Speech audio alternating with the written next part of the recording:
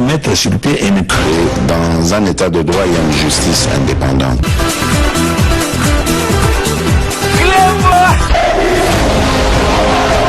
Ce n'est pas pour rien qu'il faut des causes.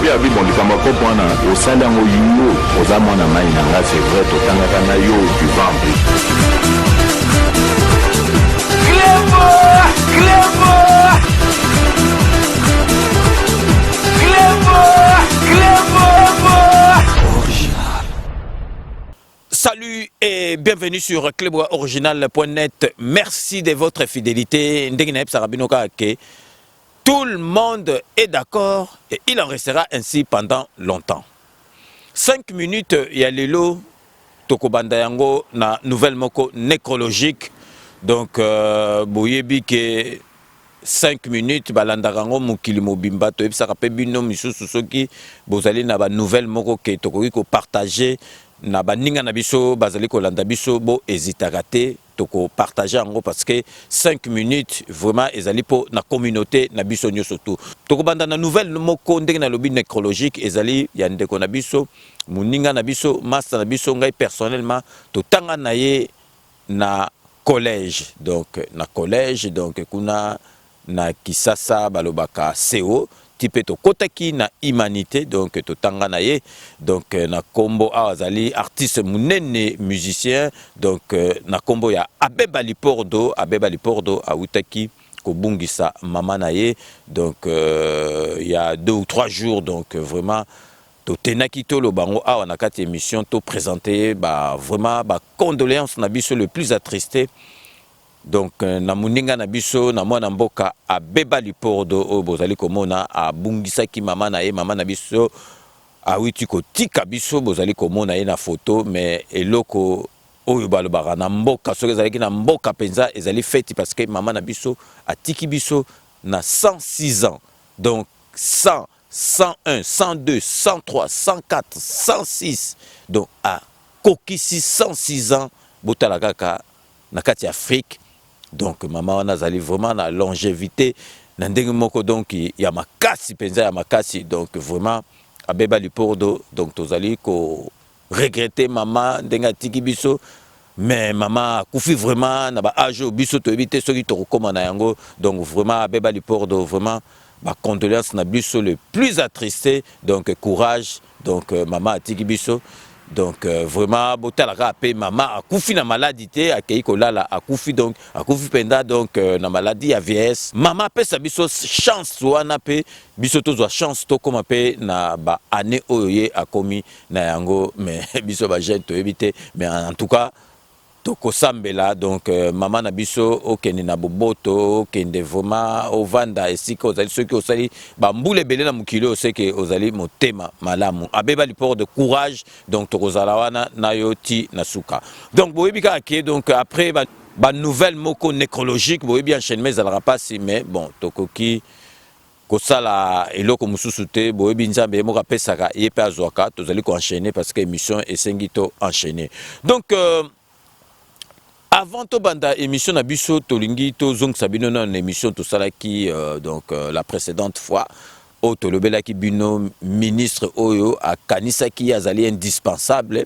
donc ex-ministre de justice parce que comme déjà ex-ministre de justice pour batu pe ba comprendre penza à partir ma solo bona pesa bino ke fachi beton pesa biso esengo fachi beto il faut apesa biso sengo bomoni bisengo ekomo ye na biso donc tunda wana na lingi vraiment na tirer attention na bino po batu mususu batiaki kate et puis ba comprendre makambo eleki te tunda wana oyebi kaka ba flatterie ya batu wana kanambe aloba na ye makambo ebele ndenga alobaki te kanambe abengi kanambe pas azaki joignable te donc abengi ye moko atia ba commentaire wana ke na bengi ye mais donc alingaki kosala plaisir na donc mu continue bango mais est tombé mal parce que avant qu'elle na démission ana bakutana na kanamba botaki mabe donc azuba hyperkit ba crochet botala ka père wana donc aleli na munoko mboka kanamba ngo bwake na ngando bomonaki na ba photo wana donc akomi ko lelando ki yokelanga maonaza na bana 24 26 na kosuka wapi donc kanamba pointé ye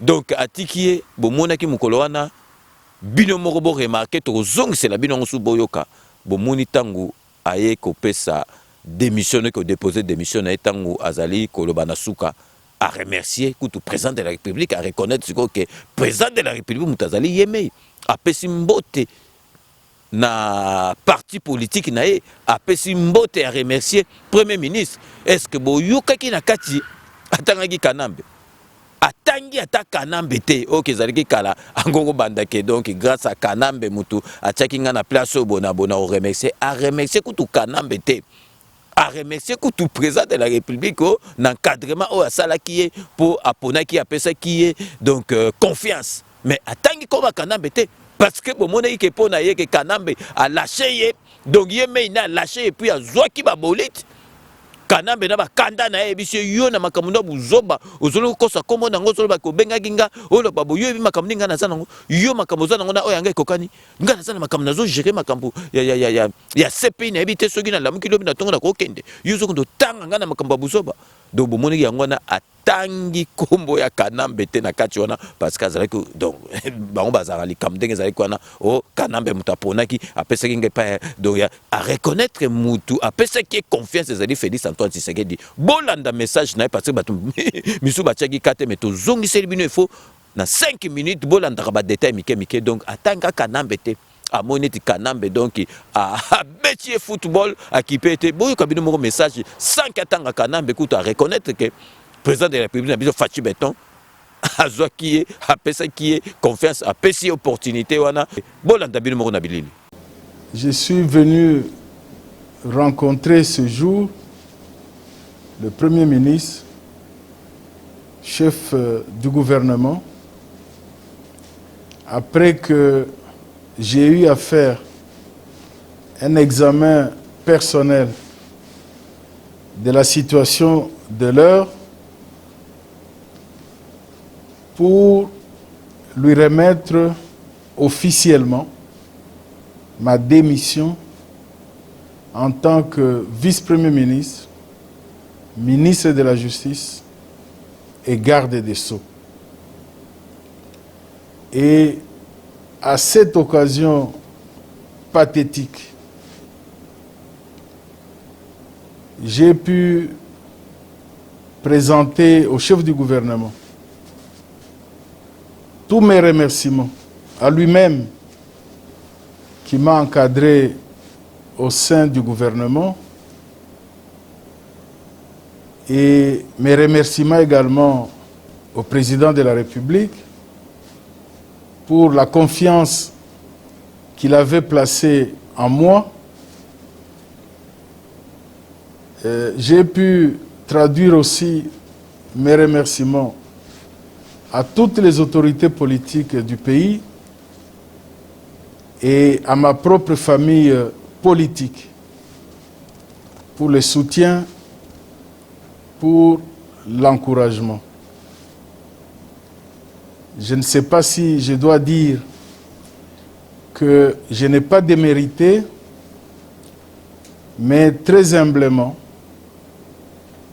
je pars du gouvernement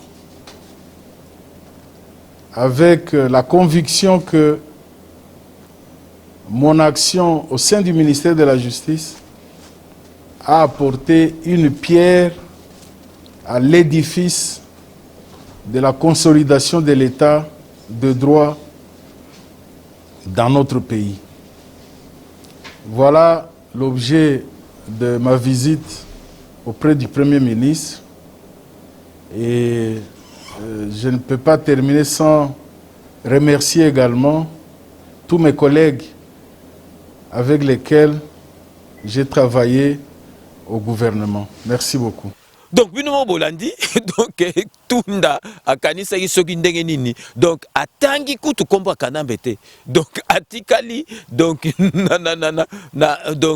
na li solo moko na mutu na ye donc vraiment sala qui est bien te donc atikali na souvenir ka mabe Kanambe ya kanisa ki donc soki yeme na ba Kanambe azong na gouverneur monike atangi kutu komba Kanambe te donc po bomona ke donc na souke ezali ki neti azali ko senga président Fachi pardon tala makamba lobby donc akoye ko loba onte mais a lobby on a suka bota pe mungo on est comme qui ya mawa na mawa donc biso toza kuna te yo kanisa ki ke o saka en esprit ya fachi beto ça noko bon mon appétit na magie azu combien ba 18 mois de prison ferme outrage à chef de l'état mon qui chef d'état za camarade nae donc na ministre Tunda Kansaki donc chef de l'état za na zali Kanambe azo se permettre alinga kota à la réunion atala Tundo azali courageux à la réunion il y a conseil des ministres webse a dit ayo bima tala o l'exception tayo total makamna après na epse bino ke yemo ga démissionner moment pe et salami donc siko na lingi na l'exception ke po boye ba ke mboka na biso ezali susu ndenge akalate mboka na biso makambo changer nazali ko l'exception libanais o azali ki protéger na bato Kanambe yemoko ba libanais ba komaki ko donc sakani yo congolais kangisi yo donc botala libanais o ali donc azali ki intouchable na l'air ya Kanambe mais ali ba kangiye parce que ceux qui amènent qui montent 2 millions de dollars bah kangiye donc mutaboy étant kala yo améliore yo congolais yem to kangisa yo parce que azaki na ba généraux azaki na ba Kanambe mais bo tala sous na photo na Alex Sabino ali oyo donc azali libanais oyo donc grand prêtre na ndenge na mboka na biso a comme ça mboka na biso neti aye ba kangiye po bo monake donc état de tout ezo sakanate donc bo monaki ba belge ba refula ki bango na makambo raciste a lobi masolo moko ki raté ba refula bango donc na ba libanais nyo surtout wana jeté na Félix Antoine Tshisekedi po boyeba ke fachi béton ezali lokola Kanambe te. Donc si tu as Sabino pour boyeba ke ba démission et aussi la té et que l'andana pour ba misusu na epsaki bino ke Félix Antoine Tshisekedi a touché bango ta occupé bango te bango moko ba ko démissionner na malembe ba fa kwa bazoke na boloko na cour constitutionnelle boyebi au Kanamba Tchaki Félix Antoine Tshisekedi président biso a Tchaki ba to musu mais ba misusu bazalaki wana neti donc procureur au Luamba il fallait donc ma solo na et souka na septembre mais bon mon qui moko lobby pe samedi donc a démissionné yemoko donc ba misusu ba comment démissionner bango moko donc yé comme tatika ki bon mon qui o ya senga ki ke donc ba me makambo a tchaki boule ya makambo tango jugement salami ya caméra yé a bengisa ki ngo ekende kuna na cour constitutionnelle ba sa so masolo nini yé mutazaki na boule wana lelo a démissionné to ki ke ba usage de faux moko ezali kuna kati to ko zongela bino nemission simato e sabino. Pourquoi Luamba a démissionné? Bah comme que ça la tout la mousse ya zaza bango moko pour bamona ki bamzu babi mbadi mama donc naki manga mona malembe parce que ce que yelingai donc bamsusu basi bazu ba 20 ans kuna donc bamsusu ba roya ba 5 ans to comme en États-Unis donc to zopé ça présente ba 350 ans. Il y a prison ferme. Donc, bon, mon abino moko, mais, parce que tu as soupçon, na kati kezali, ba, usage de faux moko, bimagi na cour constitutionnel, mais, bon, à la calme, boyebi ka 5 minutes, tu peux sa information ka boyete, tu as rappelé que photos vraiment, ba, information à solo, et à source sûre, pour to kabola nabino. Voilà, chers amis, je vous demande de vous abonner massivement sur Adi Loba TV. Venez me rejoindre, venez me retrouver sur Adi Loba TV. Aïe! Boya Ebele, Bokoto, na Adi Loba TV. Aïe! Vous aurez tout, vous serez servi, vous ne serez pas dessus. C'est vrai que ça fait un bon moment, tout le monde a une sous-tête sololité. Na lobi nabino, Boya, Bokoto, na Adi Loba TV. Aïe! Dans Zelabino, rendez-vous dans ce moko Adi Loba TV. Abonnez-vous massivement. Rendez-vous dans Ngai Nabino Nangai Ezana Adi Loba TV. Je vous attends, vous ne serez pas dessus. Adi Loba TV, aïe! Adi Loba. Toko Loba na Adi Loba TV. N'hésitez pas, vous ne serez pas dessus. Adi Loba TV, aïe! Venez nombreux, non, Zelabino. Adi Loba TV, aïe! Boya, je vous demande de vous abonner massivement sur Adi Loba TV. Adi Loba TV et au Pesabino Basango Nyonso. De manière générale, Bozala informé, analyse, émission, interview, reportage.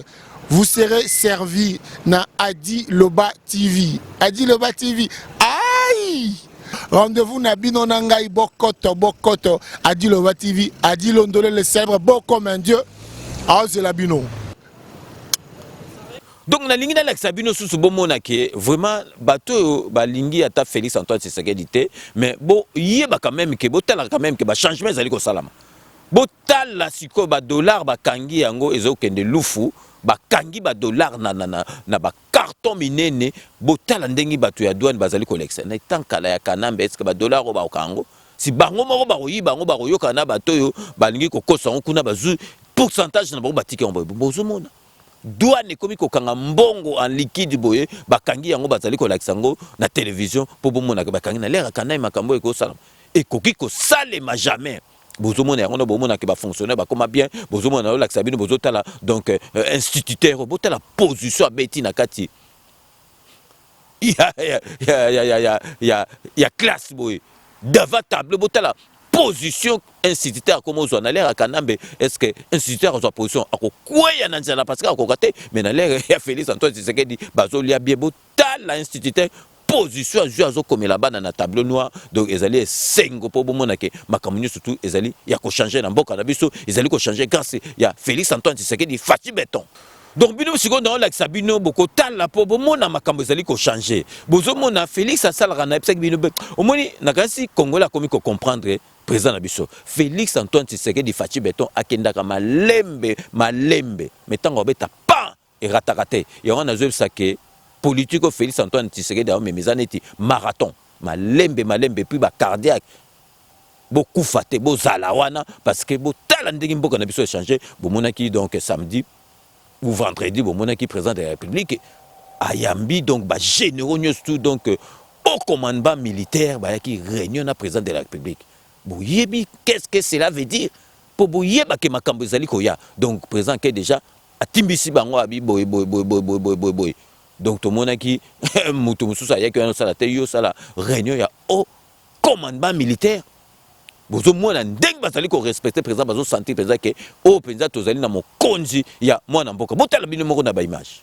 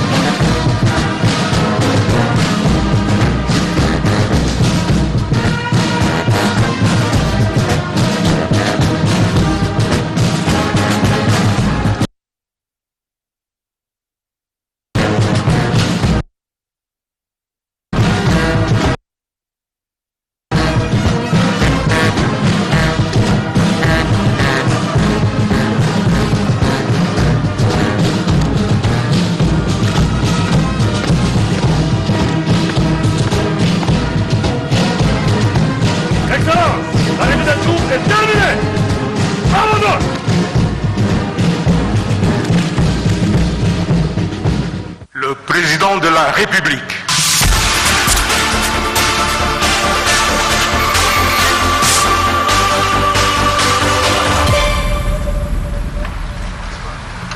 Champion, recule.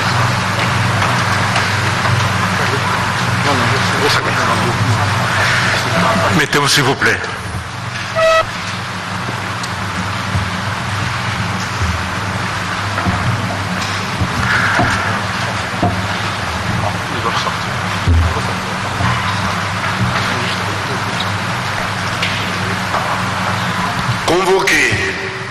l'initiative des chefs de l'État et commandant suprême des forces armées de la République démocratique du Congo, en réunion de haut commandement élargi.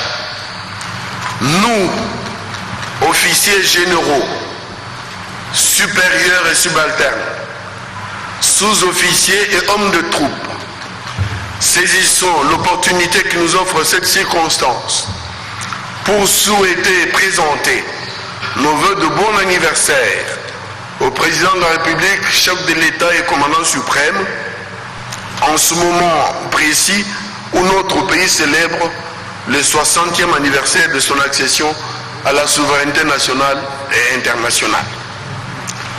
Nous tenons à rappeler que conformément à la Constitution de la République, les forces armées de la République démocratique du Congo, qui sont apolitiques, républicaines, nationales et dissuasives, ont pour mission sacrée la protection des gens et de leurs biens, la sauvegarde de l'intégrité territoriale et de notre indépendance, ainsi que la protection jusqu'au sacrifice suprême des institutions légalement établies, dont la première est le président de la République. En outre, nous, officiers généraux, supérieurs et subalternes, sous-officiers et hommes de troupe, restons résolument engagés à ne jamais trahir le Congo, conformément à notre serment, car les forces armées de la République démocratique du Congo sont le ciment de l'unité nationale. Ce serment traduit également notre détermination à servir la patrie dans la discipline avec abnégation et circonspection. Respectueuse des droits de l'homme, du droit international humanitaire et des règles d'engagement dans l'accomplissement de leur mission régalienne, nous vous assurons que les forces armées de la République démocratique du Congo sont totalement dévouées au service du peuple congolais et à la cause Congo. Elles vous promettent d'exécuter scrupuleusement et correctement toutes vos instructions en vue d'éteindre tous les foyers d'incendie et de neutraliser de manière définitive toutes les forces négatives auteurs de l'insécurité à travers l'ensemble du territoire national, de manière à produire la paix, facteur essentiel pour garantir les investissements producteurs de richesses et du développement de notre pays.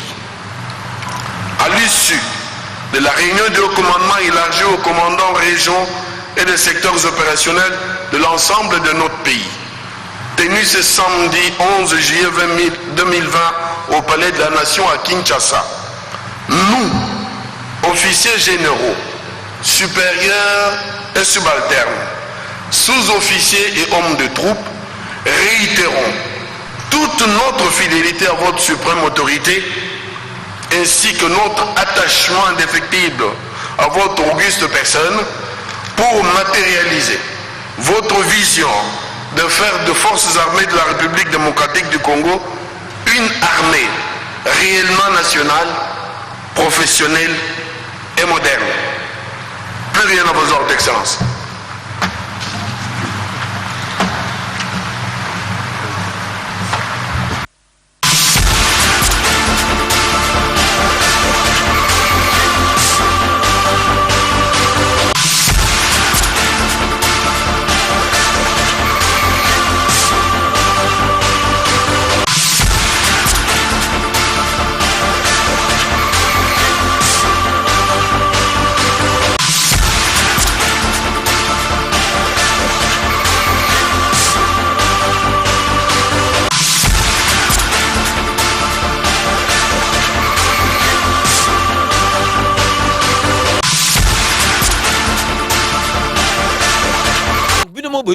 Donc, réunion, il y a au commandement militaire. Bato Bamdo Kanambe Mutadija. Kanamba Yakiwana.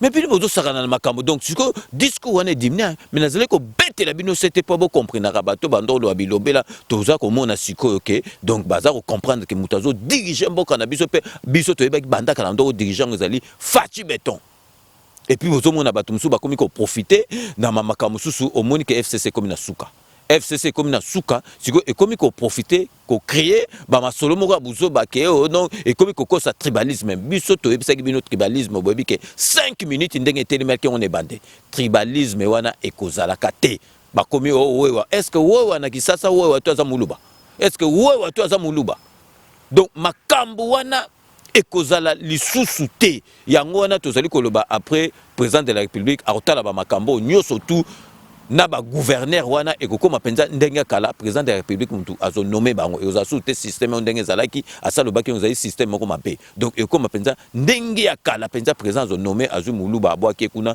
na pa bangala mukongo abwaki kuna pa ba shwaili ekoza ndenge na piso ko salen fagata président de la République azali na doit ko révoquer parce que ba misusu to mona ba gouverneur misusu wa donc baza pendant 5 ans donc bazo sale l'autre côté et puis ba kokaki jamais kozala ba gouverneur en mboka donc siko tolingi topé maboyebi partenariat oblige tozali ko proposer bino donc ba partenaire na biso mibale o tozala na bango awa éternel Sepela TV na Romain Ilunga le grand traiteur donc restez connectés sur cluboriginal.net à tout de suite.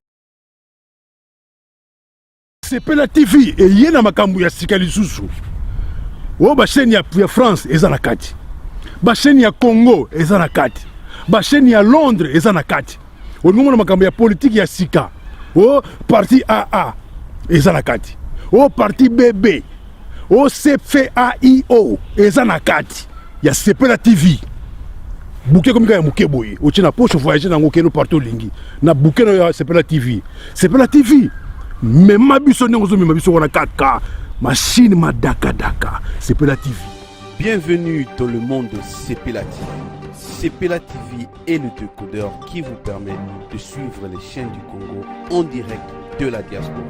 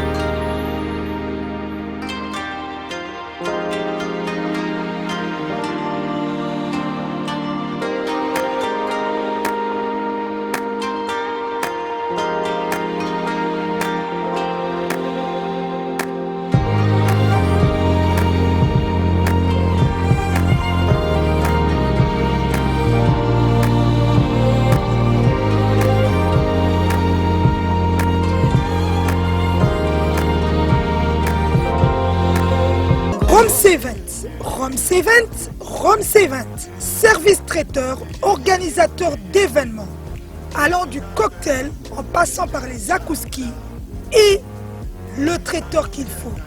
Vous avez toutes les spécialités, africaines, européennes, asiatiques, du monde entier.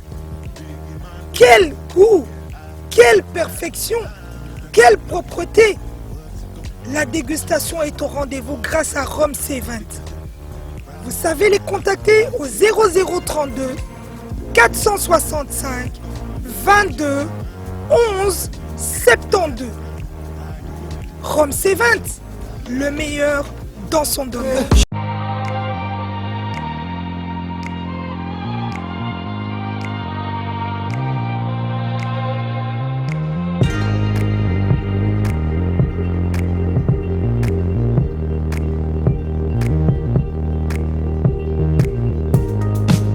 Donc bino Botolanda donc merci vraiment to recommandera bino donc ba partenaire na biso parce que bazali biloko ezali ya bana mboka décodeur wana donc image numérique donc ezali ya moke otamboli nango partout dans le monde de place internet eza au branché yango tali et puis Romain Ilonga les grands traiteurs bo bengi ye na masolo oyo kolia libumba sakanaka nango te donc soko meki libumo sakani nango okozala bien te donc vraiment to recommandera bino batu oyo bo bengi bango de la part ya Cleboa original.net César Ngadi ba prix ezali malamu ezali ba prix ya mboka na biso na lingi na lobaka omoni congolais kadambe yango na abandaki kosakana na une certaines catégories à Congolais parce que Congolais personnalité zalaka susute Congolais akomaka en esprit au moni biso ndeki tolobaliaka awa Félix Antoine Tshisekedi tozana sima bato bakoma obule ah César Ngadi a changé ba costume César Ngadi akomi kolia biso ndeki tolia te Congolais azali ne lokote kazo sala par conviction Congolais ebi bénévolat te Congolais azo sale loko donc avec sentiment kaka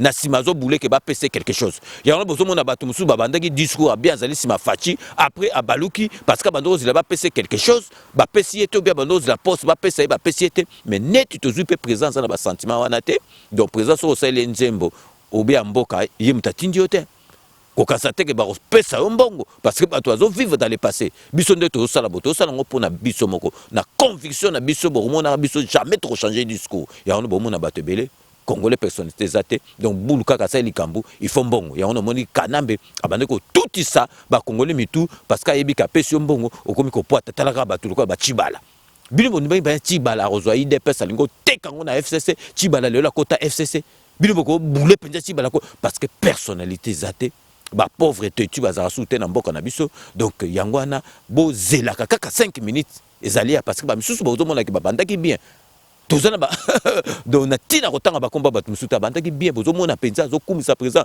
mbala moko a changer pour nani parce qu'il s'attendait que ba pesa ye loko ou bien senge loko a monique non soko zo sala biso nde to sala président de la République mutatinda biso te président de la République mutatinda ngate na loba na zolo bango pona mboka nanga pe na yebi président de la République soki masolo simbi mboka na biso au moins penza Kongola koma donc siko kutu Kongola mo libumu kutu ya munene me ya nzala obe ya malade mais Kongola tango koma libumu penza pas Kongola ngane libumu ne vimbi kama bo Kongola comme lia penza na tongo ameli petit déjeuner na midi déjeuner na soir à dame bien Kongola comme ozo ba entrer ba sortir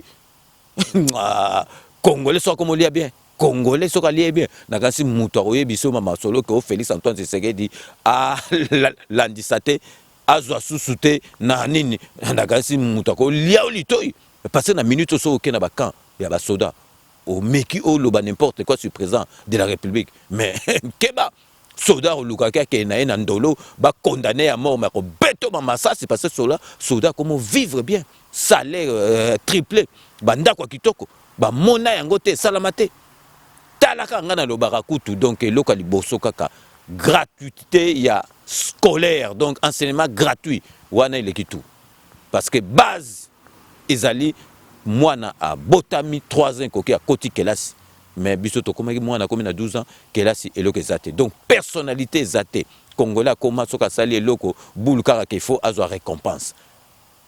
Donc il faut bapesa quelque chose tanga bandi bozo kumisa Félix Antoine Tshisekedi a combien tozoliate angai so bona kotika nanga omona a changer boule mais to tika wana to sale la mboka na biso présence wana to tchai maboko soko zali ko kumisa présent ou bien ozana sima présent ezali teke pour na présent mais ezali po na mboka na yo moko donc siko tolingo lobela bino boyebi ke marche le kaki IDPS la kisike ezali parti oyo ekitisaka batu parti o ezali parti penza populaire ezali IDPS on biso to kamwaka na l'élection balobake non Félix Antoine Tshisekedi azwa kité et si de mutezwaki do bo moni bino moko ba misu balobaka batu bakita raté bo moni démonstration o IDPS sala ki ezali marche mbongo te mutazali ko kita ye moko azali ko kita batindi ete bo moni makambo IDPS sala ki bo moni makambo IDPS sala ki donc il y a pas photo donc tout le monde est d'accord avec IDPS ba mtu bakisara batu bango mutu bakisaka batu bomonaki donc oyo elekaki donc marche ndenge salamaki mais bon omoni kaka eloko pesa biso mawa na suka po batu bakanisa te ke état de droit et au Félix Antoine Tshisekedi alobaka ezali na sens moko état de droit elakisi batu omoni sikonde Félix alobi ke makambu ya ko marcher za su te ke bo ndo sengaka ba autorisation ndenge ezali kala ya kanambe boko senga non bo prévenir ke boko marcher après bokena masona bino sikoyo ba militaire nde ba mikonza ba militaire nde basala tout bazwa ba précaution que pour débordement ezalate to mona pe ba gilet jaune de ba tambla ba casser bazala il a quitté que ceux qui ba pesi bino autorisation en marche bokende ko casser ba biloko be ba magazo be ba ndaka bato wana ikomi masolo mususu ba kolandela bino état de droit ezaka ateke oh bon marché soko pe osali mabe ba kolandela yo état de droit il a quitté pe ba kangi yo prouver pe que ozali innocent ezali état de droit donc bon mon qui DPS et salaki donc Nicolo pe lundi donc lundi lobby donc tokomona pe siko lamuka et le c'est petit biso siko zomona vraiment que tango ba oh César ngadi musano kaka ko critiquer lamuka mais non lamuka toyebi que lamuka katumbi un temps mbemba un temps mutabando ya na ba contre-temps ezalaki fayulu omonaki yango naki ba mbemba batiaki kamwa pembeni mais lobby bomoni ke makambo batu tout batelemeli yango lamuka epesi mot d'ordre tutielaki bino l'émission précédente Katumbi ndenga alobelaki ke atindi ba peuple congolais bakitana se lobby lamuka donc mbemba na kin liboso na katanga kuna Katumbi liboso donc pour vraiment tout telemela makambo seni ba yebi ke seni ezali penza pièce maîtresse ya mboka na biso na makambo etali élection boyo kabino moko donc tozo sabino message ya bras droit ya Moïse Katumbi bomona ke pa le karana be mission na biso ya rendez-vous des patriotes a rozonga pe mikole ezali boyo ka message Evariste Omana bras droit ya Moïse Katumbi oya lobby pour na kotinda batu bakende na marche lundi oyo ezali ko ya lobby donc marche ezali pour na batu ya lamuka donc opposition mobimba bakozala pe wana po ba tambola balakisake bazali contre makambo oyo ya seni bandeko na biso ba congolais mbote na bino nyoso ezali ngai ndeko na bino Evariste Omana Ochudi, président national ya APK Action pour le Congo, l'un des mouvements politiques katumbistes où ezali ko soutenir Moïse Katumbi P parti ensemble pour la République. Tozali ko pesa mbela na marche oyo ekosalema lobby na etandi mobimba ya Congo. Tobengisi ba congolais nyonso baza na marche wana. Tina marche wana ezali boy. Tozali ko boya injustice tolingi rétablissement il y a état de droit et puis to boy caporalisation il y a magistrature par rapport à un projet de loi Minaku et puis to boy tripatouillage na tête ya Seni tolingi Seni est à la neutre il y a un autre pays sur le Congolais sur le plan démocratique parce que nous sommes des opposants républicains tolingi to tambola pona kolakisa ba imbo kapé ba to libanda opinion internationale était na kati na mboka na biso makambo esa koleka mabe. Ce qui s'est mis à Malamouté et coupé sa retour il y a dictature. Et Toboy et Lokwana Pombo Kanabiso et Zonga Simate. Ce qui va loi, il y a Mabezali, na niveau, il y a parlement, et Kozongi sa encore dictature paix des ordres na Katiambok. Il y a un autre Zali Koboy. Mais dans une démocratie, pour na Kolakisa, Mabeko Ezali, en tant qu'opposant, nous devons marcher. Il y a un autre Toko marché lundi 13 juillet 2020. Na etandi mobimba ya Congo. Yango biso ba politique ba partisan ya APK par ma voix toye kosenga na ba congolais nyonso tobima lobito tambola eza na Kinshasa la capitale na Lubumbashi na Kisangani Goma Bukavu Kisangani Beni Kindu Ruchuru bisika nyonso Congo central Matadi Idiofa et batunyoso batambola na Kindu Maniema batunyoso batelema totambola mabe ezali makasi na mboka tokotika te et continuer yango tolekisi mamokonzi na biso Moïse Katumbi koloba esengeli totambola nazali ko mobiliser base nyonso ya APK bisika nyonso bozwami lobby mutu nyonso na balabala peuple congolais banduko wetu wapenzi wote na fatu tembee kesho juu ya kukatala manque ya état de droit kumukini yetu kukatala ba proposition ya loi Minaku enye ko mubaya ku parlement kukatala vile désordre kutete ya Seni juu irudishe batu balitumika mubaya zamani dictature irudie kumukini njo tunakia kuwaita wote tushimameni imara juu tuokowe jamhuri ya Congo. Nous sommes ici en tant que membres de l'APK derrière l'homme politique Moïse Katumbi pour dire à tous les Congolais de se lever, de marcher demain 13 juillet 2020 parce que nous sommes en train de réclamer l'état de droit dans notre pays. Nous récusons les candidatures frauduleuses au niveau de la CENI qui va ramener une mauvaise élection au Congo pour désigner ceux qui ne sont pas réellement élus, qui ne sont pas dans la volonté du peuple. Yango toboyi tosengi na batu nyonso bobima moko atikala te tozobundela mutu te mais tozobundela mboka. Notre lutte c'est pour défendre la patrie. Mama alikam oto kobima lobby lundi 13 ezali pona ko défendre mboka na biso. Tosengi na mutu tout atelema. Tous allez commettre en garde les autorités politiques comme administratives. Tous allez commettre en garde le policier et le militaire. Mission à policier et militaire, allez sécuriser le peuple et non Koboma Bango. Moutou mon côté a tiré sur la population. Tant qu'il y a impunité ici et si, il y a Koboma Moutou responsabilité. Et c'est la policier ou militaire commandant naïe oyo azali ko gérer bango nyonso ba correspondre ba acte na bango devant la justice. Yango toye kolobana bino Moutoumoko Bangate, lobby biso totelema to bima pour que to réclamer droit à biso. Le Congo nous appartient tous et tous nous devons travailler afin que le Congo devienne un pays meilleur. Nous avons les capacités, nous avons le potentiel, nous avons le moyen. Il suffit qu'il y ait une bonne volonté politique, une bonne gestion pour que notre pays puisse décoller. Enfin, et c'est ce total pour le et Salim. Yango Oezali voix, il y a APK. Par l'un de votre camarade donc, M.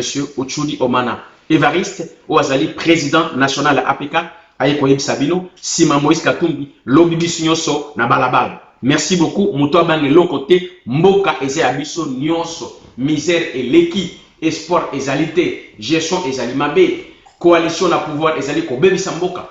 Toza Komona, Lobby et Loko Malonga et Kozalate, Tokotika Bongote Sengele, Totelema.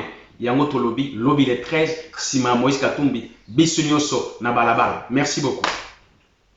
Donc binement boito landa donc ouais azali bras droit ya Moïse Katumbi donc bowo ki makamba lobby bozomona ke opposition et comment comprendre que Félix Antoine Tshisekedi azokende na côté ya makambu ya bien donc il faut que tchaye maboko akogi kokendeka yemoko na masolonyo tout donc vraiment merci ebele na Evariste Omana Ochudi ouais azali bras droit ya Moïse Katumbi na kanisi message na yo et l'équipe donc siko tozali Sabino parce que bobi que Congo fort il y a présent Papicho Chamala ezali kokogisa un an na yango mikolo ezali koya donc vraiment tokozala wana pe boyebi ke Congo fort aza en partenariat na biso donc tozali kotie na bino quelques batu ba lobaki concernant un an il y a Congo fort il y a présent Papicho Chamala.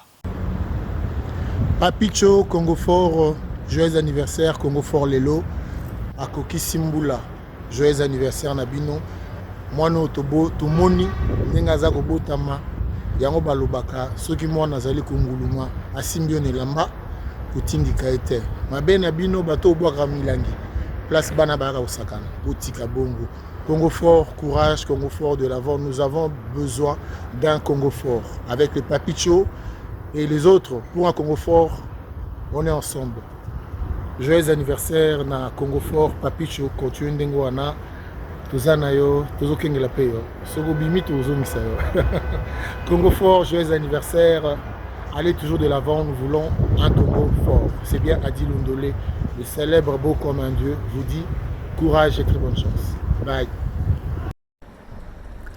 Bana Congo to simba na maboko Congo elonga RDC Congolais nyoso meda la main Congo elonga RDC. Joyeux anniversaire Congo fort. Une année, ça s'est fait. Balbi que moi, na kokisi une année. Congo fort, équipe à Makasi. Oumela, Oumela. Félicitations à toi, mon président. Papi Chamala, Yaba Papicho. Félicitations aussi à tous les membres du Congo fort. Balobi que Tobotama ba Congolais, Tokola ba Congolais, Tokoku Fape ba Congolais. Pour Zambende à Salabongo. Yango Congo fort et poto tombo la bendele, to bunde la Congo ensemble avec le président Papicho. En tout cas, Congo fort, Oumela, Lissousou, qui du bonheur, Congo fort en avant.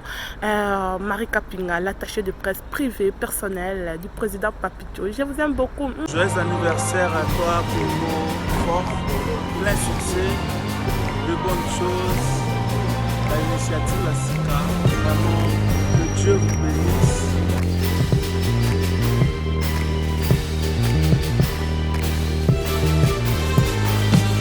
L'homme courageux, donc merci beaucoup. Ozala toujours na idéologie, il y a changement, d'abord le peuple d'abord.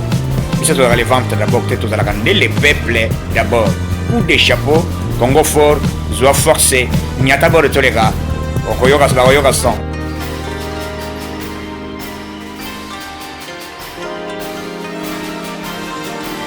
Joyeux anniversaire, joyeux anniversaire, joyeux anniversaire Congo fort, joyeux anniversaire.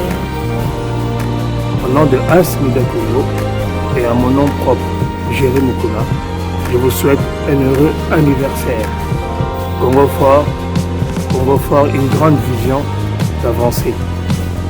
Vraiment que de bonnes choses. Happy birthday to you.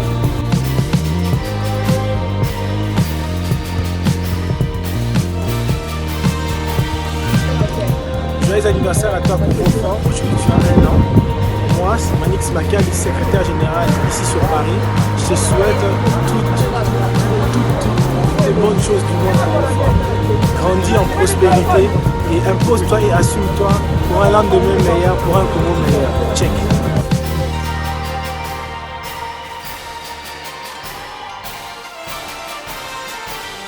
Joyeux anniversaire Congo fort, il en est déjà.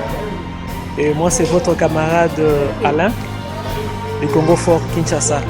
Joyeux anniversaire Congo fort, viva, viva, viva.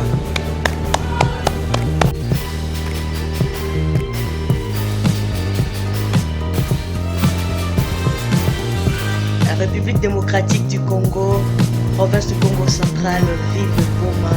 Je suis Rose Béni Lumumba. Joyeux anniversaire Congo fort, plan succès, une grande vision pour un grand pays.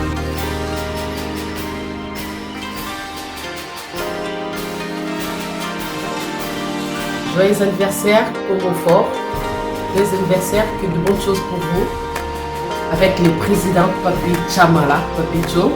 Je vous encourage d'aller en avant et vivre Congo fort, de bonnes choses.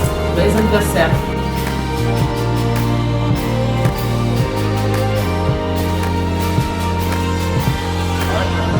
Joyeux anniversaire Congo fort. Merci Seigneur pour une année de plus. Merci au président. Congo fort. Et je soutiens moi Mboka Fachi. Puis nous sommes derrière et toujours plus après ma boucle. Toujours souhaiter plateforme qui est Bosso. En tout cas, tu peux beaucoup d'encouragement dans le connexion Congo fort. Nous sommes même toi adhérer. En tout cas, tu as dit qu'à venir les Amoulaï. En tout cas, merci beaucoup na Congo fort et qui est sous le Bosso. Bon anniversaire. République démocratique du Congo, province de l'Équateur, ville de Manaka. Je souhaite joyeux anniversaire au Congo fort. Ma structure, un grand leadership pour un pays émergent comme le Congo. Depuis Mbandaka ville, Olive Lomo Kongelema, Mbotama Elamu, Congo fort. Joyeux anniversaire, Nabandi Konangani sur Congo fort, président Papi Joe. Congo fort, Kinshasa, Congo fort, mondial. Nous avons fait un neurologue et acteur politique. Je suis là au nom de Congo fort, Inane, Congo fort Afrique. Nous sommes là avec, toujours avec Papi Chamala. Pour un Congo libre, il faut un Congo fort, et pour un Congo fort, il faut une réunification de la masse de la population. Anniversaire, joyeux anniversaire, joyeux anniversaire, Congo fort. Joyeux anniversaire, happy birthday to you, happy birthday to you, happy birthday to you, Congo fort, happy birthday to you. We love Congo fort.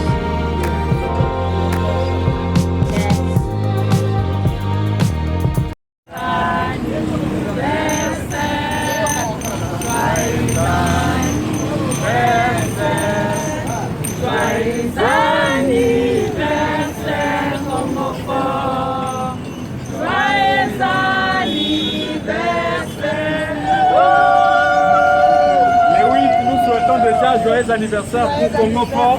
Congo Fort. En avance, les 8 juillet, nous serons ensemble. Joyeux anniversaire Congo Fort, joyeux anniversaire Congo Fort, 1 an, ça se fête.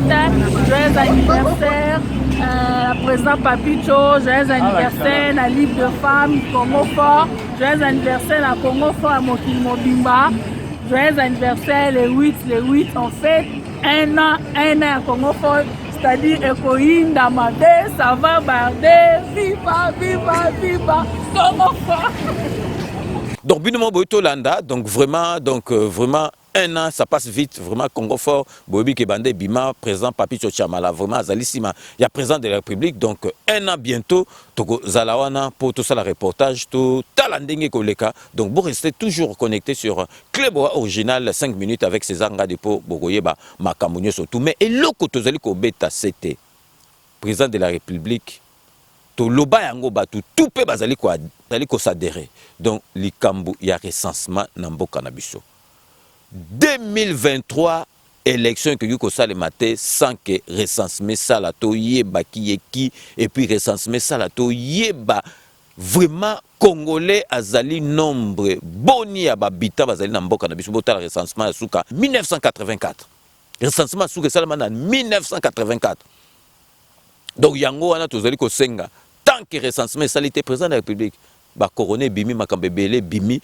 donc vraiment ce qui recensement salamité donc élection en 2023 et ko poussana toujours le baté que poussana to que recensement ko salama avant mais ce qui est salamité 2023 et ko poussana parce que de toute façon to ana présent au peuple tout alingi azana makambebele ko sala mboka na biso tant que azo wumela makambu ya kitoko ezali kokene donc toko beta c'était recensement wana il fait ça ma congolais nyoso sous recensement tozu ba carte d'identité na biso o tozali na ngokala makambu tout evandi après totali makambu ya élection donc vraiment tokomi na suka ya émission na biso ya lelo ndenge na epsa binoka je vous laisse le soin d'en tirer vos conclusions et de me faire parvenir vos commentaires comme d'ailleurs vous en avez l'habitude de faire donc je reste toujours friand de vos commentaires suggestions observations donc même critiques donc n'hésitez pas à me les faire remonter sur notre compte YouTube ou directement sur notre site internet cleboaoriginal.net. Surtout comme une souka il y a émission boyebika ke base yango mutu et simbaka makambo base yango mutu vraiment que ceux qui yango lobi tokoloba to sengaka base makambo to sala ba dédicace ba tumsu ba loba ki net to sala sondage base lobi dédicace fait ça na 5 minutes avec César Ngadi oyo il y a esprit à la musique et koko zalate yango monika totika base donc vraiment to banda toujours na kati ya London City pour na repesa mbote na José Kano ki Kakamene na kati ya London tokopesa lisusu mbote na maître Weramuku na maître Mwambe mais Mwambe soke bimi donc vraiment yo moko lingango donc maître Weramuku na boyebi ke maître Weramuku so monier omoni mbala moko maître Rajamoule tokobosanaka jamais donc toya na kati ya Paris pour na kopesa donc maître Mususu amakasi azali na palmarès munene awa na kati ya mboka na biso banda na kuna na mboka kuna donc maître Maréchal Njoube, maître vraiment au Penza, il y a solo parce qu'il y a un palmarès mouné de champion d'Afrique, champion du Congo, donc maître Njoube to sanité, donc yo zalara déjà na kati ya masolo na biso. Donc toki sikoyo na kati ya Seine-et-Marne ne pona repesa petit na biso Gigi Chibangu ba mbote belé. Donc kuna na kati ya mele to sanité mama amena ba mbote belé. To kopesa su mbote donc na président ya Mikali ya bana Lemba o azali vraiment olandi monene na mwasi na ye donc Francis Elanga na Nene Makumbu donc vraiment merci à trop na surtout bosala rapport na 5 minutes avec César Ngato Gesiko na kati ya Noisy les grands kuna brebike donc il fait partie du bureau Stéphane Jocol mais je suis ravi Stéphane Jocol je suis radieux Stéphane Jocol le bureau doit fonctionner à merveille Stéphane Jocol le bureau doit fonctionner comme tel donc merci à trop na surtout au sala rapport na 5 minutes avec César Ngadi. Donc tokei siko na kati ya Paris pour na repesa Mireille Wankake donc bambota trop donc yo merci à trop na fidélité no na 5 minutes avec César Ngadi Torosukisa awa na kati ya Melun pona kopesa donc Dieudonné Wembo ba mbote belé Dieudonné Wembo ba mbote belé donc na kati ya Melun et puis toko sukisa na kati ya Damari Lelis pona kopesa petit nanga donc petit nanga ya ba grand solo donc Papindefla donc yo da petit nanga donc na koki kobosa na jamais tokei sikoyo na kati ya Belgique na kati ya Lola pona kopesa Lolo Munongo ba mbote belé Lolo Munongo azali masa ya Doudou Swami Doudou depuis ba coupé donc so tozui Lolo Munongo tozungi awa na kati ya Panama na 91 na Grigny Centre pour na kopesa Brice Mpiana ba mbote ebele. Donc avec cette dédicace de Brice Mpiana à Grigny que nous mettons fin à ces 5 minutes avec César Ngadi. Merci de l'avoir suivi. Cette émission a été réalisée par le grand réalisateur Lolo Swami, assisté de Doudou Swami Doudoulé. Donc restez connectés sur cleboisoriginal.net. Vous n'avez pas tort, nous allons nous retrouver avec grand plaisir dans 24 heures pour un nouveau numéro. D'ici là, portez-vous bien et à très bientôt. N'oubliez pas, tout le monde est d'accord et il en restera ainsi pendant longtemps. Dès que tu Sabino Kanambe Azola la lisusu na kinkakatite Kanambe motema ekomi ko beta neti akufa donc Kanambe mikolo komi rotanga azwa masolo na mbuchu pena dikosi. À très bientôt.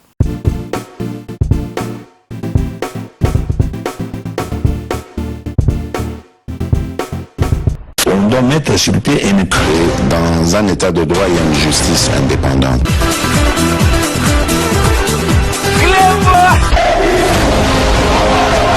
Ce n'est pas pour rien qu'il faut déconstruire. Au salaire aux amants à Maïnanga, c'est vrai, au Tanakanayo, du ventre.